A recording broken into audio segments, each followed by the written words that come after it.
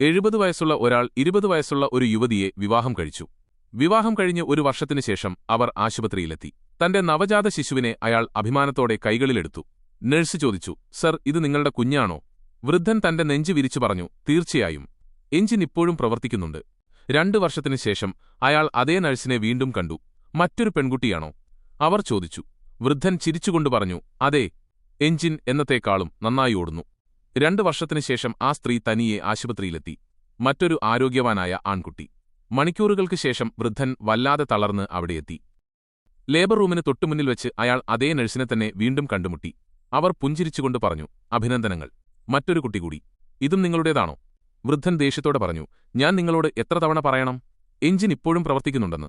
Nurse പതുക്കെ തലയാട്ടിക്കൊണ്ട് പറഞ്ഞു, അത് ശരിയായിരിക്കാം സർ, പക്ഷേ ഇത്തവണ കുട്ടി കറുത്ത നിറത്തിലാണ് ജനിച്ചത്. എഞ്ചിൻ ഓടുന്നതുകൊണ്ട് മാത്രം കാര്യമില്ല. നിങ്ങളുടെ പക്കൽ മാത്രമാണ് അതിന്റെ താക്കോൽ എന്ന് അതിനർത്ഥമില്ല. ഇത്തവണ വേറെ ആരോ ആണ് വണ്ടി ഓടിച്ചതെന്ന് തോന്നുന്നു.